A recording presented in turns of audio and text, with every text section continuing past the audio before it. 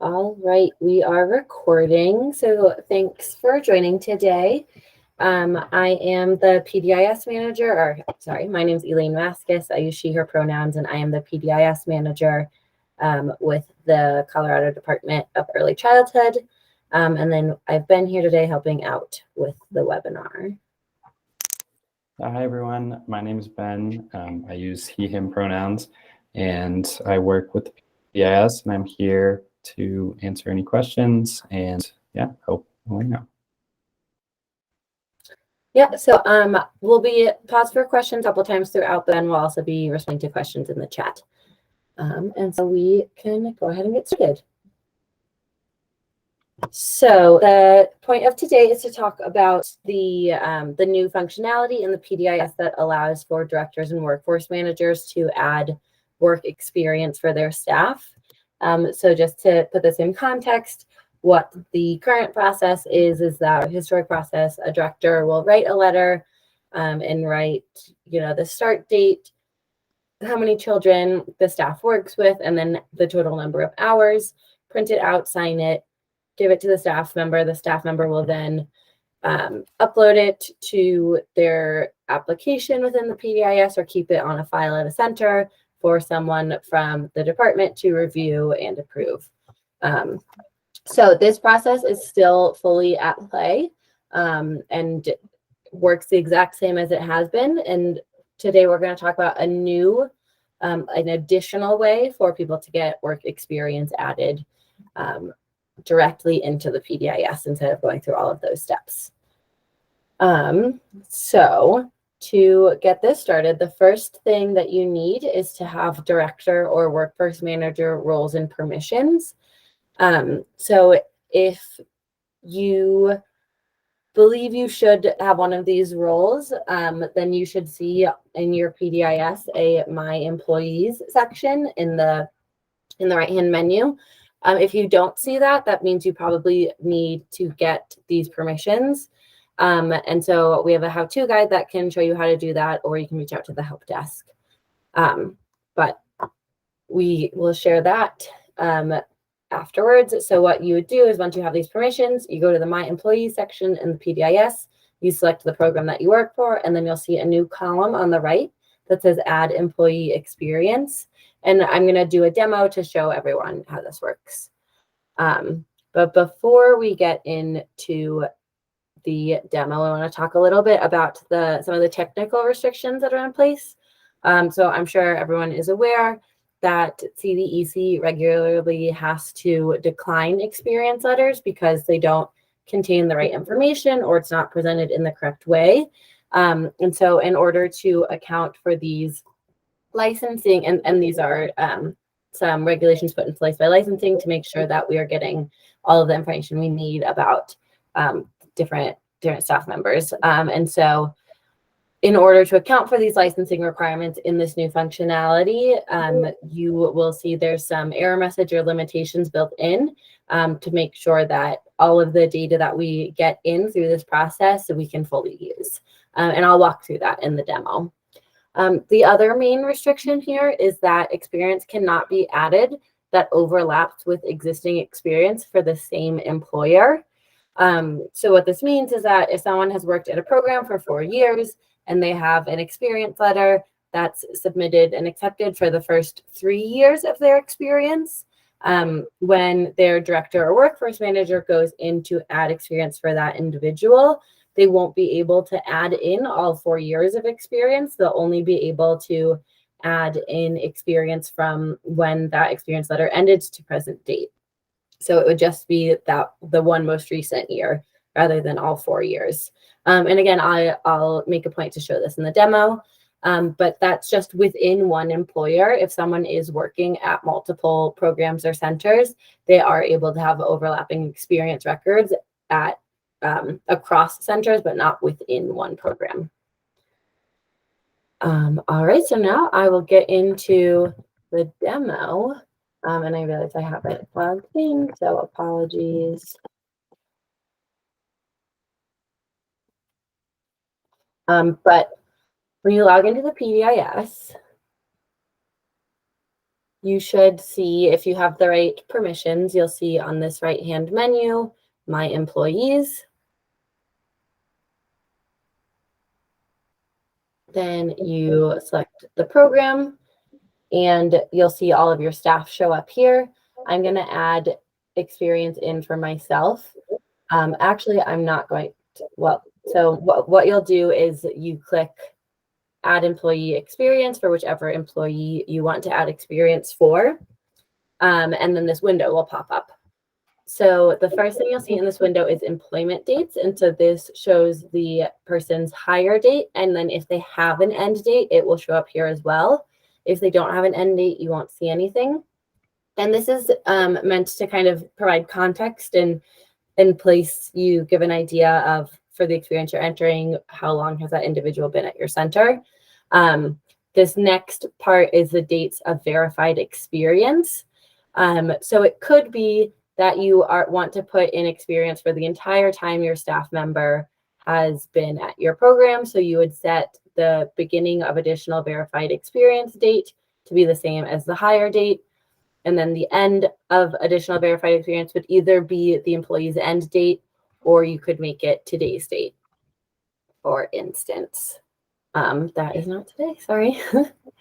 And then once you put those in, you might get this error message that says additional verified experience cannot overlap with previously verified experience. And so this is because I have already entered experience for this person. I did it at the webinar earlier today. So what I would do is I would change it to not overlap with the dates. However, if you'll notice, you'll see that there's no way for the person entering this to know when the staff member already has verified experience for. So that is a change that we're going to make in March. Is you'll see the employment dates at the top. Right under it, you will see dates of previously verified experience. And then you will see this dates to add verified experience. So if you get this error message, you'll be able to look and see when the employee already has verified experience for, and make sure that you're not overlapping with it. Because I already added this experience earlier today, I'm actually just going to go to a different employee, although this is a test center, so it's not a real employee. But you'll see here, it's all of the same stuff. The hire date, this person doesn't have an end date. And so I will just add experience from the beginning of this year to, or no, I'll add a full year of experience. So from last year to this year.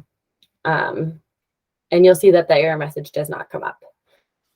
I'll pause here and see if there are any questions about the dates.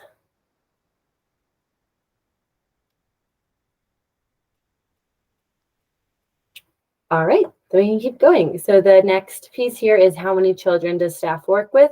So this is one of these licensing regulations where to count for verified experience for licensing, the work has to be with 4 or more children. So you'll see if you enter a number less than 4, you'll get this error message that says that you need to have 4 or more children. But we'll say this person works with 8 children. And so now we're on to this last part of adding in the actual experience hours. So there are 2 ways you can do it. One is to have the PDIS calculate the hours. The other is to enter the total experience hours yourself. So the second option is the same process that someone would use when they were writing one of those director letters. So it's the total number of hours. And you'll see that there are 3 different boxes. Each box corresponds to a different age group. So this first one is the total hours the staff has worked with children aged 8 or younger, excluding infants and toddlers. The second box is total hours worked with age 9 or older, and then total hours worked with infants and toddlers. And you'll see in this info box, we have how we are defining infants and toddlers for this purpose. So again, this would be, you would have the total calculation of hours already in your head, and you would be able to say this person worked this many hours from this date to this date, and you already know it. So you just put it in, and you can add in however many hours with each age group. Once you feel good about it, You click add verified hours and you'll get this summary screen. If it all looks good to you, you can click accept, or you can click edit and it takes you right back to this page. And that is if you just want to enter total hours. The other option is to have the PDIS calculate experience hours. So you'll see that it's the same 3 boxes, but the difference here is that for the total hours, that's exactly what you're entering, the total hours. To have the PDIS calculate hours, you only enter the hours per week that the staff has worked with each age group. So if I say, I know that this staff member mostly works in a preschool classroom, but helps out an hour a day in the infant and toddler room, then I can say these are their weekly hours. Click add verified hours and you'll see on the summary screen that the PDIS calculated it for that entire time period. So what it does is it says the beginning date to the end date of this period here, figure out how many weeks that is, and then multiply it by the number of hours per week entered here. And then you'll see it on this summary screen. One thing, the reason we have this is, let's say you accidentally type 50 instead of 5, and then you would come here and you would say like, oh, that doesn't look right. These hours aren't lining up with what I would expect them to be. Then you can go back, edit hours, and make sure they're correct. One thing to note is that you do have to have something entered. So you don't have to enter a value for all 3 age groups, but you do have to enter a value for at least one of the age groups, or else you'll get an error message that won't let you move forward. But you don't need something in all 3 boxes, just whichever one feels more appropriate. So you take a look at this. Once you feel good about this, you click accept and it will take you to the attestation. And so this, again, is another piece that we put in place with the licensing division to make sure that since we are accepting these hours to hold the same weight as something in a director's letter, we really want to make sure that people are double checking all of the time that they're put in and making sure that it is accurate. And so then once you, so here you can either agree or go back. Go back takes you back to this screen. But once you feel good about it, you can click agree, and then those hours will be saved directly to that employee's profile. Mary, do you want to go ahead? Yeah, I just had a question. We are a school, a private school, and so that when you say hours per week, that takes into account no vacation time, spring break, winter break. How do you take that into account? Yeah, that's a great question. So we don't have the system set up where you can really put in that granular level of detail. So if it does look like it's incorrect, or so if you were, I think what I would recommend in that situation is perhaps at the end of each school year, you go in and add hours for all of your staff, and you would put the start date and end date to be the beginning and end of the year, the school year, rather than having it cross multiple years. And that way you would make sure you would have the right number of weeks. But that doesn't take into account winter break, spring break, Thanksgiving week, etc. Yeah, so I think that could be something where you could potentially calculate it out. So let's say September through. So just take the 2 for 6 weeks off from the beginning date and end date. Yeah. Okay. Exactly. And sorry, I'm not doing this correctly. And so, yeah, you could take time off of the front or end, or you could even have the PDIS calculate how many hours it would be in that time frame, and then subtract 40 or 80 from it, and enter those total hours here. Any other questions? All right, so once you add experience for an employee, it's going to show up for them in their My Profile page. So they can go to My Profile, employment, and then there'll be this new table here called employment summary, and this shows the total verified experience that they have saved to their profile. This is across all employers. So eventually, as the back end data in this process gets built out, this will be a combination of all experience, regardless of what employer it's at. Okay.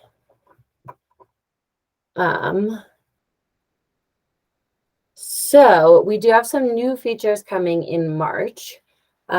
So people starting in March, users, any user, not just a director or workforce manager, will be able to generate an experience letter from the PDIS.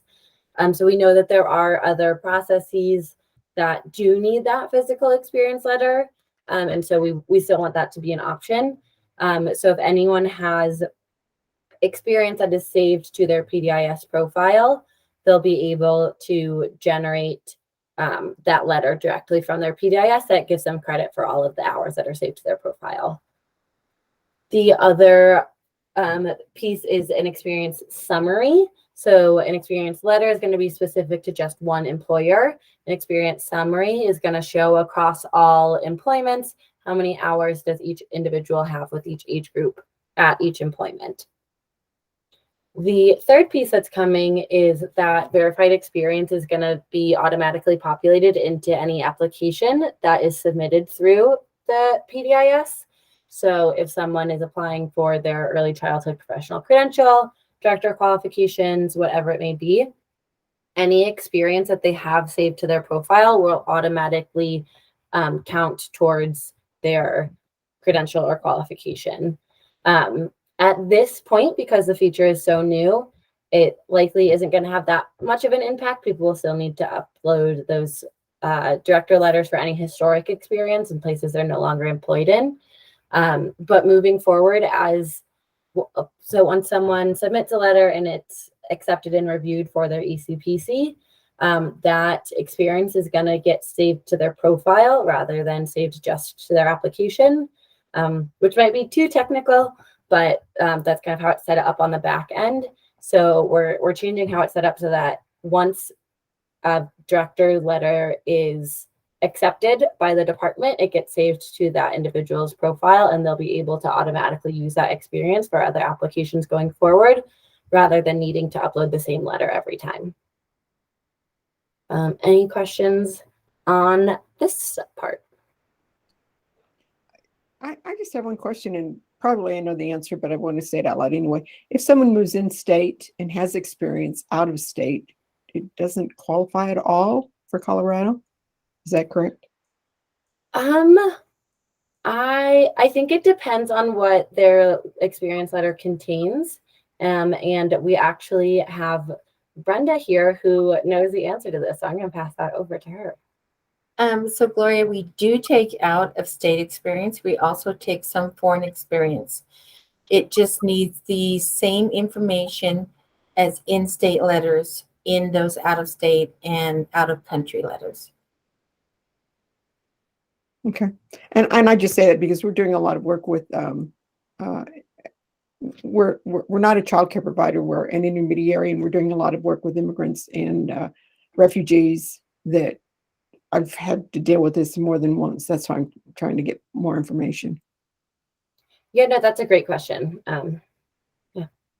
Right. So we do take the foreign experience as well. And in most instances, we can find a way to translate certain letters. But again, it does need to contain the information or close to enough. I know it's hard with foreign letters to get a second letter if it doesn't qualify, right? So we do our best to see how it might fit or how much we can take of that. Okay. Thanks, Brenda. Any other questions here? Can I ask a clarifying question, Lee? Sorry, my dogs are barking. I'm trying to get back and forth. So I work at Denver Public Schools with multiple schools, multiple teachers. If they are in the process of trying to get certified, can I should I just wait till they get the first certification and this is how they can, and then I can go and update later, or can we do this step initially with them, if that makes sense? Yeah, no, that does make sense. You can do this step initially. We don't have any formal guidance or recommendations for how we are suggesting people use this, because we want this to fit in whichever way works with the processes that people already have. So you could go in right now and add experience for everyone from their start date to today. Or you could set up a process where at the end of each year, you go in and add it for that year. With that overlapping experience restriction, if you were to go in and add experience for everyone from their start date to today, any experience letters that people have for that employer won't be added on top of that, because they'll already have credit. But they will be able to add to submit experience letters for any prior employers. That makes sense. Thank you. Of course.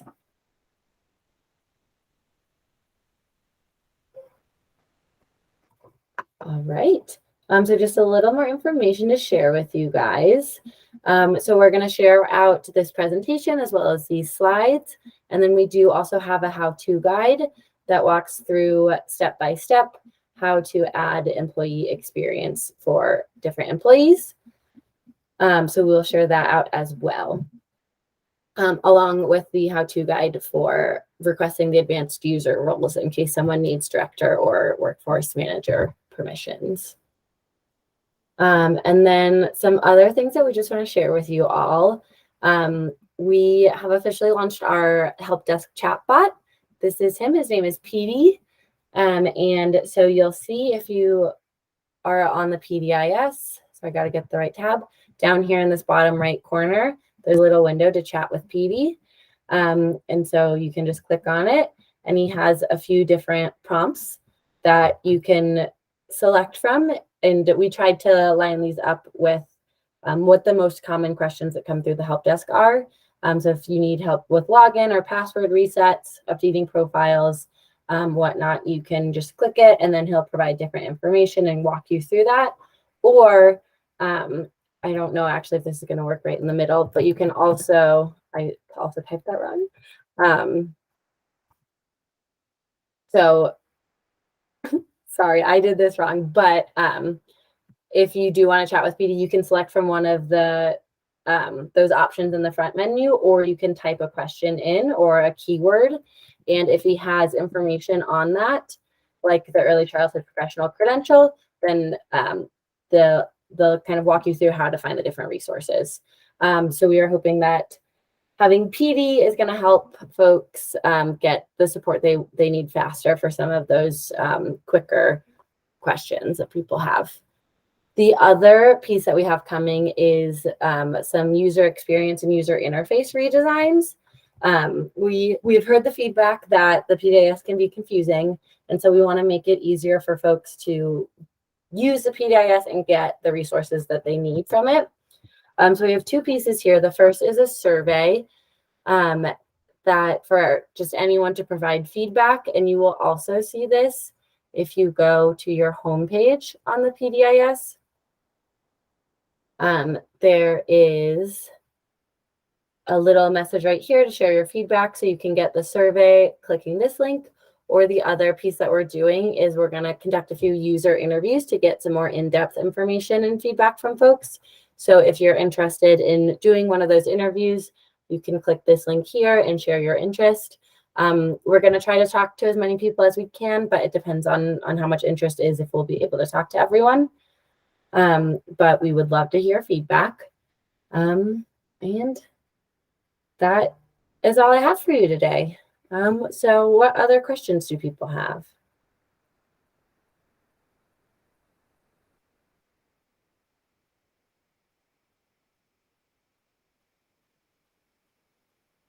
If you don't have questions, that's fine. Thank you so much for your time today. Feel free to reach out with any questions, and we hope you find this helpful. Thank you. Thank you. Thank you. Thanks, Elaine. Thanks, Brenda.